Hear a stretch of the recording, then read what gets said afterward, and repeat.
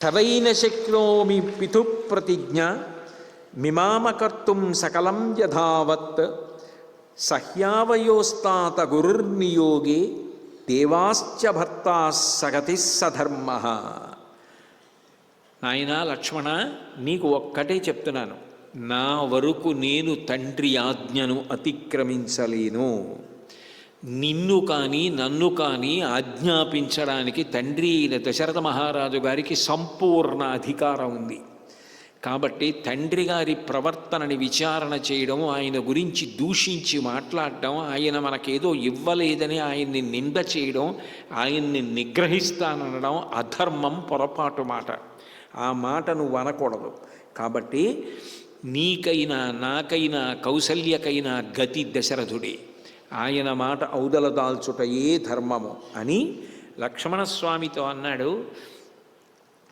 నువ్వు నిజంగా నన్ను సంతోషపెట్టాలనుకుంటే నేను ఏ ధర్మాన్ని పాటించాలని అనుకుంటున్నానో ఆ ధర్మంలో నువ్వు నాకు అనుకూలుడివి కా.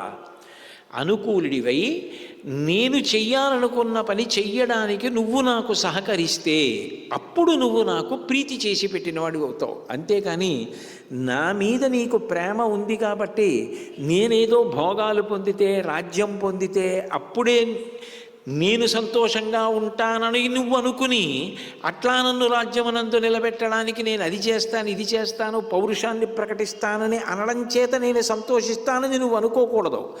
నా ధర్మం నేను నిర్వర్తించడానికి నువ్వు నాకు ఉపకరణమైతే నేను నీ యందు ప్రీతిని పొందుతాను. నిజంగా నేను అలా ధర్మాచరణ చెయ్యాలని నువ్వు అనుకుంటే ఇప్పుడు నేనేం చెయ్యాలి? దండకారణ్యానికి బయలుదేరాలి. కాబట్టి ఇక్కడ ఉన్న అభిషేక సంభారం అంతా ఏది ఉందో అదంతా తీసేసి పక్కకి. అంటే ప్రస్తుతానికి యవ్వరాజ్య పట్టాభిషేకము రామునకు లేదు. అంత ప్రహృష్టమైన మనసుతోటి ఇది తీసేయి. తండ్రి గారు రాముడికి చెయ్యనన్నారు, పక్కకి పెట్టేసేయి.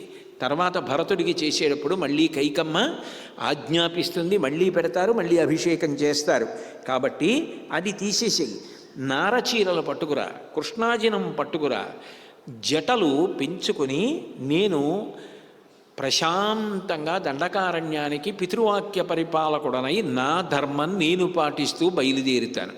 నువ్వు ఆ ధర్మమునందు నాకు అనుగమించు. నిర్భయంగా భరతునకు అభిషేకం జరగాలి.